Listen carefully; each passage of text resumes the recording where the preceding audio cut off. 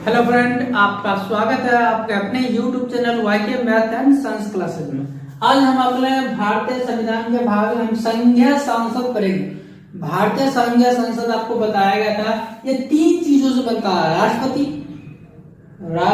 राज्यसभा और लोकसभा। भारतीय संसद के तीन अंग याद रखिएगा: राष्ट्रपति, राज्यसभा और लोकसभा। राष्ट्रपति आपका पूरा डिटेल में पढ़ाए थे। राष्ट्रपति का पद कौन है, 52 जो आपका पद की बताता है ना, तो 52 अनुच्छेद पढ़े। राष्ट्रपति में देखिएगा पूरा डिटेल आपका राष्ट्रपति अभी तक जितने बने राष्ट्रपति उसका ट्रिब्यूट पढ़े थे और उससे संबंधित अनुच्छेद का भी पढ़े थे। तो आज हम देखेंगे राज्यसभा और लोकसभा सदस्य जो होता हमारा MP कहते हैं, मेंबर ऑफ पार्लियामेंट। दो संसद, राज्यसभा संसद और लोकसभा संसद। अब देखिएगा सदन की हम बात करेंगे। ये देखिए, ये आर्टिकल आपका 80 कहता है, आर्टिकल 80 और आर्टिकल 81 याद रखिएगा। राज्यसभा आर्टिकल 80, लोकसभा आर्टिकल 81, राष्ट्रपति आर्टिकल 52। उसका अलग अलग देखिएगा, शपथ उपथ सब अलग चीज है। तो इसमें पद की हम बात करते हैं, राज्यसभा पद 80, लोकसभा संसद की हम बात करेंगे तो 81। अब हम सदन देखेंगे तो ये आपका उच्च सदन याद रखिएगा, उच्च सदन जो अपना एक साथ कर देते हैं, उच्च सदन। और ये लोकसभा आपका निम्न सदन का, निम्न सदन। अब इसकी हम बात करेंगे, ये अस्थाई होता है। ये क्या होता है आपका? अस्थाई होता, मतलब ना ये कभी भंग नहीं होता, लेकिन लोकसभा प्रत्येक 5 साल के बाद भंग हो जाता है। ये अस्थाई होता, बीच में भी कभी कभी भंग हो सकता आपका। ये अभी तक 8 बार बीच में भंग हो चुका है, लेकिन समानता 5 साल के बाद कहता वो आपका भंग होना निश्चित है। लेकिन क्या राज्यसभा कभी भंग नहीं होता। अब योग्यता की हम बात करेंगे तो दोनों की योग्यता में मात्र एक ही अंतर है। पहले समानता देखिए, भारत का नागरिक होना चाहिए, कोई भी इंडियन होना चाहिए, इंडियन सिटीजन जो भारत का नागरिक होगा। दोनों में विशेषता देखिएगा, भारत का नागरिक होना चाहिए। गवर्नमेंट जॉब में नहीं होना चाहिए, गवर्नमेंट जॉब में नहीं होना चाहिए, किसी यानी लाभ के पद पे नहीं होना चाहिए, सिंपली आप कह सकते हैं। पागल या दिवालिया नहीं होना चाहिए, पागल या दिवालिया नहीं होना चाहिए, पागल या दिवालिया नहीं होना चाहिए, ये चीजें याद रखना। और चौथा सबसे बड़ी बात है, राज्यसभा के लिए न्यूनतम आयु 30 वर्ष पूरा हो जाना चाहिए और लोकसभा के लिए 25 वर्ष, याद रखिएगा। राज्यसभा सांसद बनने के लिए न्यूनतम कितनी होनी चाहिए उम्र? 30 वर्ष। लोकसभा सांसद बनने के लिए न्यूनतम 25 वर्ष की बात करेंगे। और इन्हीं दोनों सांसद कोई भी प्राइम मिनिस्टर बन सकते हैं, चाहे लोकसभा सांसद हो या राज्यसभा। यदि नहीं बनता, इन दोनों से नहीं, किसी और को बना दिया जाता, तो 6 महीने के अंदर उन्हें दोनों में से चाहे लोकसभा सांसद या राज्यसभा सांसद की सदस्यता ग्रहण करना पड़ेगी, नहीं तो अपने पद से त्याग देना पड़ेगा। अब बात करेंगे सदस्यों की संख्या। तो देखिए, राज्यसभा सदस्य 250 मैक्सिमम, अधिकतम याद रखना 250। वर्तमान में बात करेंगे तो 245 वर्तमान में कितना है? प्रेजेंट में 245, जिसमें से 233 का था विभिन्न राज्यों से सेलेक्ट होकर आता है, विभिन्न राज्यों से चुन के आता है। अब प्लस में 12 जो है राष्ट्रपति मनोनीत करते हैं। किन्हें मनोनीत करते हैं? तो किसी विशेष क्षेत्र में, चाहे कला हो, साहित्य हो, पत्रकारिता हो, विज्ञान हो, किसी विशेष क्षेत्र में कोई अगर महारत हासिल है, किसी व्यक्ति प्रतिष्ठित व्यक्ति है, तो उन्हें राष्ट्रपति मनोनीत कर सकते हैं। तो निर्वाचित 233 और 12 मनोनीत, कुल मिलाकर वर्तमान में 245। लोकसभा की अधिकतम संख्या जा सकता देखिएगा 552। कितना? 552। और वर्तमान में बात करेंगे तो 545 सेम। 543 आपका निर्वाचन द्वारा होगा और 2 आपका राष्ट्रपति मनोनीत करेंगे, ये चुनाव के दौरान 2 मनोनीत। अब लोकसभा में किसे मनोनीत कर सकते हैं? तो अंगल भारतीय को, इंडो एंगलियन को, अंगल भारतीय को राष्ट्रपति मनोनीत कर सकते हैं। तो याद रखिएगा, राज्यसभा संसद कितने सदस्य को, राज्यसभा में कितने सदस्य को राष्ट्रपति मनोनीत कर सकते हैं? तो 12। लोकसभा में कितने? 2, कुल मिलाकर 14। तो अब यहाँ देखिएगा, यहाँ पर एक ये नियम बना था कि 2000 देखिएगा,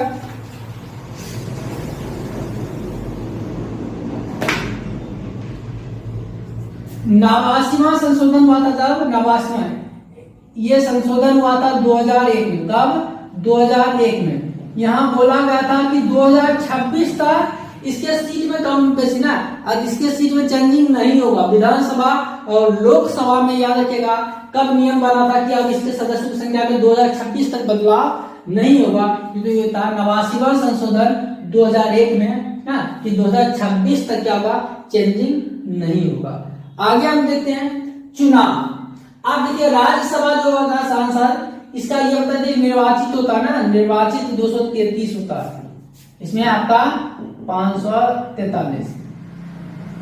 अब चुनाव देखिएगा तो चुनाव इसका कौन होता है, प्रत्यक्ष रूप से नहीं होता, इसका अप्रत्यक्ष, मतलब जनता इसमें डायरेक्ट भाग नहीं लेती है, बल्कि जनता के द्वारा चुना गया एमएलए में ना, जो विधायक जिसको विधानसभा सदस्य, विधानसभा सदस्य, विधान परिषद नहीं, विधानसभा याद रखिएगा। राज्यसभा लोकसभा पढ़ लीजिए तो विधानसभा विधान परिषद राज्यसभा सब समझने में आसानी होगा, तो उसको देख लीजिए। तो अप्रत्यक्ष वोटिंग होता है। अप्रत्यक्ष मतलब क्या, हम जनता वोट नहीं करते हैं, वोट करते जनता का प्रतिनिधि जो हम चुन के भेजते विधानसभा में, विधानसभा में इसको एमएलए कहते हैं, उनको हम भेजते, वही यहाँ पर वोटिंग करता है विधानसभा सदस्य। याद रखिएगा विधानसभा सदस्य, विधानसभा सदस्य वोटिंग करता है, जनता वोटिंग नहीं करती है। लेकिन जब लोकसभा चुनाव होती है तो प्रत्यक्ष रूप से जनता ही वोट करती है, प्रत्यक्ष चुनाव होता है, इसमें जनता डायरेक्ट वोटिंग करती है। और यहाँ पर डायरेक्ट जनता वोटिंग नहीं करती है, जनता जिसको चुन के जनप्रतिनिधि विधायक को भेजे जाते हैं, वही क्या करते हैं, आपका राज्यसभा सदस्य को चुनाव में भाग लेते हैं। हम कार्यकाल बात करेंगे तो राज्यसभा सदस्य का कार्यकाल याद रखिएगा 6 वर्ष होता है, और लोकसभा का कितना, 5 वर्ष। और ये देखिए 5 वर्ष के बाद पूरा का पूरा ये भंग हो जाएगा। लोकसभा 5 वर्ष के बाद पूरा भंग हो जाएगा। याद रखिएगा लोकसभा क्या होगा, 5 वर्ष के बाद पूरा भंग हो, और ये भंग नहीं होगा, ये कभी भी भंग नहीं होगा, बल्कि होता क्या है, प्रत्येक 2 साल के बाद, 2 वर्ष के बाद, प्रत्येक 2 वर्ष के बाद 1/3 सदस्य को हटा के नया सदस्य लाते हैं, 1/3 सदस्य बदलते हैं, और कार्यकाल कितना होता है, 6 वर्ष होता है। तो याद रखिएगा इस चीज को। और 5 वर्ष कार्यकाल का लोकसभा सदस्य होता है, ये कभी क्या भंग समझता 5 वर्ष का, लेकिन कभी बीच में इसको भंग किया जा सकता है। तो अभी तक हम देखेंगे भंग क्या गया 1970, देखिए 8 बार। याद रखिएगा अभी तक बीच में कितना बार भंग किया गया, 8 बार भंग किया गया। याद रखिएगा 1970, 77, 79, उसके बाद फिर देखते हैं 84, 89, 91, 97 और 99। याद है 8 बार लोकसभा को कितना बार भंग किया जा चुका, तो 8 बार बीच में भंग किया गया, 1970, 77, 79, 84, 89, 91, 97 और 99। अब हम देखिए मंत्रिपरिषद। तो लोकसभा जो होता है, राज्यसभा मंत्रिपरिषद के प्रति उत्तरदायी नहीं होते, इनको मंत्रिपरिषद से मतलब नहीं होता, जो भी ना लोकसभा जो होता है मंत्रिपरिषद के प्रति सामूहिक रूप से उत्तरदायी होते हैं। याद रखिएगा ये उत्तरदायी होते हैं, लेकिन राज्यसभा मंत्रिपरिषद के प्रति उत्तरदायी नहीं होते।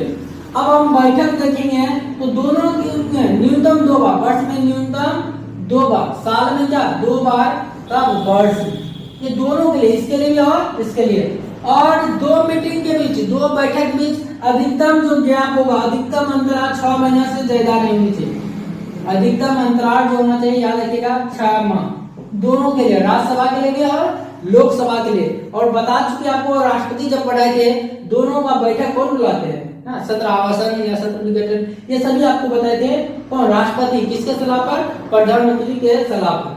आगे हम बात करेंगे धन विधेयक। देखिए धन विधेयक लोकसभा में ही प्रस्तुत होता है, लोकसभा में, याद रखिएगा लोकसभा में ही प्रस्तुत होता है। अब हम बात करेंगे ये आर्टिकल 108, देखिए आर्टिकल ये 110, आर्टिकल 110 क्या होगा, धन विधेयक क्या होगा, लोकसभा में प्रस्तुत होता है। याद रखिएगा धन विधेयक किसमें है, धन विधेयक आपका आर्टिकल 110 में है। अब आप बात कीजिएगा राज्यसभा में, देखिए राज्यसभा को धन विधेयक से मतलब नहीं, ये सिफारिश कर सकते हैं, सिर्फ इससे ज्यादा ये कुछ नहीं कर सकते। इनको यदि कोई बिल दिया जाएगा, धन विधेयक दिया जाएगा, तो राज्यसभा ना तो इसको क्या स्वीकार कर सकती है, ना रिजेक्ट कर सकते, मतलब 14 दिन तक याद रखिएगा, इसको 14 दिनों का समय रहता जवाब देना। इनके पास कुछ नहीं, जवाब दे तो भी सही है, नहीं दे तो भी सही है, वो अपने आप पास होगा, इनका कोई महत्व ही नहीं होता राज्यसभा में। यदि तो 14 दिन का समय दिया जाता है, ऐसे जाके आप क्या इसको कीजिए, अगर रिजेक्ट कर भी नहीं सकते, याद रखिए इस चीज को। अविश्वास प्रस्ताव, अब अविश्वास प्रस्ताव इसमें आपका राज्यसभा में नहीं लगता है, लोकसभा में अविश्वास प्रस्ताव लगता है, तो उसी तरह स्थिति लग जाता, भंग होता है लोकसभा ना। तो अभी तक आपको बता चुके ये 8 बार हो चुका है ना। अब देखेंगे आगे कि राज्यसभा का जो सभापति होता है, उपसभापति कौन होता है। अब हम देखते हैं अध्यक्ष या सभापति। अब ये देखिए कि आपका आएगा इसमें सभापति, इसमें आएगा सभापति और उपसभापति, सभापति और उपसभापति। ये आर्टिकल 89 कहता है, और उससे संबंधित व्यक्ति की हम बात करेंगे तो 89 का क्या होगा, 90 होगा।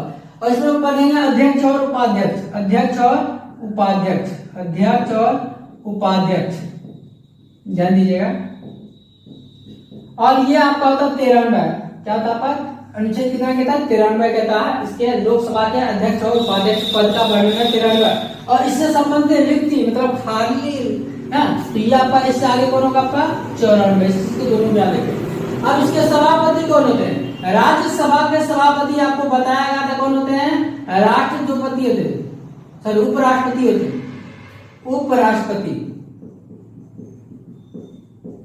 राज्यसभा के सभापति कौन होते हैं, उपराष्ट्रपति होते हैं। इसके सदस्य नहीं होते, राज्यसभा के सदस्य नहीं होते, बल्कि उपराष्ट्रपति होते हैं। और आपको बताया गया राष्ट्रपति, अच्छी तरह देख लीजिएगा, राष्ट्रपति उपराष्ट्रपति 2-3 वीडियो आपका है। उपसभापति देखिए किसी सदस्य में से चुन लिया जाता है, किसी सदस्य में से कोई है, सदस्य में से कोई है। अब आप बात करेंगे प्रथम क्या था आपका, प्रथम उपराष्ट्रपति हम जानते हैं राधा कृष्णन थे ना, तो प्रथम सभापति कौन हो जाएगा राज्यसभा के, राधा कृष्णन, राधा कृष्णन, सर्वपल्ली राधा कृष्णन प्रथम कौन, सभापति। और उप सभापति पढ़िएगा तो कृष्ण मूर्ति राव, कृष्ण मूर्ति राव, इस चीज को याद रखिएगा, कृष्ण मूर्ति राव। तो राज्यसभा के प्रथम सभापति राधा कृष्णन जी थे, और प्रथम उप सभापति कृष्ण मूर्ति राव थे। अब अध्यक्ष और उपाध्यक्ष की हम बात करेंगे लोकसभा के, तो क्या इसके सदस्य नहीं होते हैं, अध्यक्ष भी और उपाध्यक्ष, सभी सदस्य मिलकर एक अध्यक्ष और एक उपाध्यक्ष को चुनते हैं। तो प्रथम देखिएगा आपका अध्यक्ष था गणेश वासुदेव मावलंकर, गणेश वासुदेव मावलंकर, लोकसभा के प्रथम अध्यक्ष गणेश वासुदेव मावलंकर। अब उपाध्यक्ष की हम बात करेंगे अनंत सैनम, अनंत सैनम एंगल, अनंत सैनम एंगल। तो याद रखिएगा अध्यक्ष, प्रथम अध्यक्ष की हम बात करेंगे जीवी मावलंकर, उपाध्यक्ष अनंत सैनम एंगल। तो ये आप देख लीजिए, दोनों संबंधित आर्टिकल भी आप देख लीजिए। अब हम देखते हैं यहां से आगे चलेंगे, तो कोई भी संयुक्त बैठक आपको बताया था राष्ट्रपति में संयुक्त बैठक कब बुलाया जा सकता है ना, तो वो चीजें आप वहां देख लीजिएगा। तो संयुक्त बैठक आपकी ध्यान दीजिएगा, संयुक्त बैठक देखिए क्या है, संसद के संयुक्त सदन का बैठक जो है आर्टिकल 108 में, आर्टिकल कितना 108 में ये बुलाते कौन है, संयुक्त बैठक याद रखिए बुलवाते हैं राष्ट्रपति जी, राष्ट्रपति क्या करते हैं संयुक्त अधिवेशन को बुलाते हैं, लेकिन अध्यक्षता करेंगे लोकसभा अध्यक्ष, अध्यक्षता कौन करेंगे, लोकसभा अध्यक्ष, याद रखिएगा लोकसभा अध्यक्ष। अगर ये नहीं होंगे तो उपाध्यक्ष कौन करेंगे, उपाध्यक्ष। अगर ये नहीं करेंगे तो उपसभापति, मतलब अगर ये सब नहीं हो, उपसभापति नहीं होंगे तो पीठासीन व्यक्ति, पीठासीन व्यक्ति। अब ये पीठासीन व्यक्ति होता क्या, तो देखिए ये आर्टिकल 118 का 4 कहता है, ये सभी आर्टिकल 118 का 4 कहता है कि संयुक्त जो बैठक होगा लोकसभा और राज्यसभा का, उसको बुलाएगा कौन, ये राष्ट्रपति। तो देखिए इसकी अध्यक्षता कौन करेगा, आर्टिकल 118 4 कहता है कि लोकसभा अध्यक्ष करेंगे, यदि वो नहीं होंगे वहां प्रेजेंट तो उपाध्यक्ष करेंगे, वो भी नहीं होंगे तो राज्यसभा के उप सभापति करेंगे, यदि वो भी नहीं होंगे तो सब व्यक्ति मिलके पीठासीन तक क्या सब मिलके एक चीज को चुन देंगे, वही होगा पीठासीन व्यक्ति। तो ये सभी आप देख रहे लोकसभा और राज्यसभा से संबंधित सभी महत्वपूर्ण तथ्य। अब हम देखेंगे किन किन राज्यों में लोकसभा और राज्यसभा कितने सीट है वो देखेंगे हम। तो अब पहले हम देखेंगे इनका कर्तव्य क्या था। तो कोई भी कानून बनेगा वो दोनों सांसद राज्यसभा और लोकसभा सांसद के 2/3 सदस्य यदि आपका सिग्नेचर करके पास कर सकते हैं तभी आपका दोनों कानून बनाने का काम कौन करेगा। ये सभी अपना वेतन स्वयं निर्धारित करते हैं। याद रखिएगा लोकसभा राज्यसभा सांसद जो अपना वेतन पेंशन भत्ता सब खुद निर्धारित करते हैं, इसलिए अपना वेतन पेंशन को क्या करते हैं बढ़ाते जाते हैं। और जो कर्मचारी है उनको इससे मतलब नहीं है, उनका वेतन या पेंशन अपना बंद करना सब कुछ करके क्या करते हैं बंद करवा देते हैं, लेकिन अपना वेतन पेंशन कभी बंद नहीं करते, बल्कि जो एक दिन के लिए भी बन जाता है सांसद उनका वेतन पेंशन चलते रहता है। ये चीजें भी देख लीजिएगा। तो यहाँ पर देख लीजिए इसका कर्तव्य होता है। कोई भी राज्यसभा लोकसभा सांसद बहुमत पारित करने के लिए क्या होता है वो सभी देख लीजिए। राष्ट्रपति को कैसे हटाया जाता है तो वो राष्ट्रपति के वीडियो में देख लीजिएगा। अब हम देख लेते हैं, आपको बताए थे जो कि किस राज्य में कितने लोकसभा सदस्य हैं। तो देख लेते हैं। सबसे पहले देखिए यूपी उत्तर प्रदेश में जाने का सबसे ज्यादा लोकसभा राज्यसभा विधानसभा सभी है। विधानसभा में पढ़ेंगे तो वो देखेंगे। तो उत्तर प्रदेश में 31 आपका क्या है राज्यसभा, लोकसभा कितने 40 है। सबसे ज्यादा लोकसभा, सबसे ज्यादा राज्यसभा, सबसे ज्यादा विधानसभा, सबसे ज्यादा विधान परिषद सभी किस राज्य में उत्तर प्रदेश में। विधान परिषद भारत के 6 राज्यों में। तो जब हम क्या संज्ञा राज्य का विधानमंडल पढ़ेंगे तो वो देख लीजिएगा। तो महाराष्ट्र में देखिएगा 19, महाराष्ट्र में कितना 19 और कितना लोकसभा 48। अब इसी तरह देखिए तमिलनाडु में आपका 18 और 39, बिहार और वेस्ट बंगाल में देखिए 16 राज्यसभा। बिहार का जो स्टूडेंट जहाँ के हैं जिस स्टेट की तैयारी करना है तो उसका खास करके जरूर याद रखेंगे, और जो सबसे ज्यादा होगा वो तो याद करना आपको हर स्टेट के लिए जरूरी है। बिहार में देखिएगा 40 लोकसभा, पश्चिम बंगाल में 42 लोकसभा, कर्नाटक में देखिएगा 12 आपका राज्यसभा, 28 आपका लोकसभा, आंध्र प्रदेश मध्य प्रदेश और गुजरात में 11 आपके राज्यसभा प्रत्येक में है। लोकसभा पढ़ेंगे तो अलग अलग आता है। उड़ीसा राजस्थान में देखिएगा 10 आपका क्या राज्यसभा है, लोकसभा आपका 21 और 25 का है। पंजाब असम और तेलंगाना देखिएगा 7 है। पंजाब असम और तेलंगाना में आपका 7 है। उसके बाद देखिए शेष जो पूर्वोत्तर राज्य के बात करेंगे, पूर्वोत्तर राज्य असम को छोड़ के असम 8 पूर्वोत्तर राज्य का पटरी बताए थे जब आप मैप पढ़ा रहे थे। तो शेष जो पूर्वोत्तर राज्य है और गोवा में एक आपका क्या राज्यसभा सदस्य है। पुदुचेरी की हम बात करेंगे, पुदुचेरी में आपका 1 है और दिल्ली में आपका 3। शेष कोई भी केंद्र शासित प्रदेश में राज्यसभा नहीं है। राज्यसभा 2 ही, पुदुचेरी और दिल्ली, जो राष्ट्रपति की क्या था भाग लेते हैं। याद रखिएगा सभी बताते सभी जो आपका विधानसभा के सदस्य भाग लेते हैं और राज्य के सब कर लेते हैं, लेकिन केंद्र शासित प्रदेश में पढ़े थे कौन पुदुचेरी और दिल्ली का यहाँ पढ़े थे। तो देखिए दिल्ली में आपका 3 आपका राज्यसभा सदस्य और 7 आपका लोकसभा सदस्य सीट होते हैं। इस तरह से महत्वपूर्ण देखिएगा और कुछ आपका स्क्रीन पे आएगा पूरा पीडीएफ, उसको लोड करके आप याद कर लीजिएगा। और फिर देखिएगा अधिकतर आपका जो आपका क्या आपका केंद्र शासित प्रदेश है वहां पर 1 है। केंद्र शासित प्रदेश जो अधिकतर है वहां पर आपका ये दोनों छोड़ के पुदुचेरी की 1 हुई है, दिल्ली 7 हुई है। तो शेष केंद्र शासित जो प्रदेश है वहां पर कितने आपका लोकसभा है, लोकसभा की 1 है और राज्यसभा सब यहाँ पर आपका खाली है। और फिर हम देख लेते हैं आपका लोकसभा से संबंधित क्वेश्चन था कि लोकसभा में देखिए एससी के लिए 84 सीट है और एसटी के लिए अनुसूचित जाति के लिए आपका 84 और एसटी के लिए अनुसूचित जनजाति के लिए आपका 47। ये आर्टिकल 330 के तहत दिया गया। अगर हम बात करेंगे कि ना ये नियम कब बना कि कोई भी ना 61वां संशोधन याद रखिएगा, ये बहुत ही महत्वपूर्ण है। 61वां संशोधन 1989 में बना। इसमें क्या था, इसमें यह था कि जिन व्यक्तियों का 18 वर्ष पूरा हो गया वो वयस्क माना जाएगा और वो वोट देने के अधिकारी हैं। ये कब भारतीय संविधान 61वां संशोधन 1989 में ये प्रावधान हुआ कि 18 वर्ष से अधिक वाले व्यक्तियों को वयस्क माना जाएगा। यदि आज हम देख लिए राज्यसभा और लोकसभा, नेक्स्ट वीडियो में पढ़ेंगे संज्ञा संस्कृत में। नेक्स्ट में पढ़ेंगे राज्य का जो विधानमंडल होता है कि विधान जैसे देखिएगा क्या हम संघीय शासन क्या पढ़े थे, राष्ट्रपति, राज्यसभा, लोकसभा। तो राज्यसभा पढ़ेंगे राष्ट्रपति की जगह राज्यपाल, राज्यसभा की जगह विधान परिषद और लोकसभा की जगह विधान सभा, याद रखिएगा। और याद रखिए विधान परिषद सभी स्टेट में नहीं तो मात्र भारत के 6 स्टेट में है। तो नेक्स्ट वीडियो का हमारे चैनल को लाइक शेयर और सब्सक्राइब जरूर करें, और सब्सक्राइब करने के साथ बेल आइकन जरूर दबा लें, जिससे कि आपको प्रत्येक वीडियो का नोटिफिकेशन जल्द से जल्द मिल जाएगा। धन्यवाद।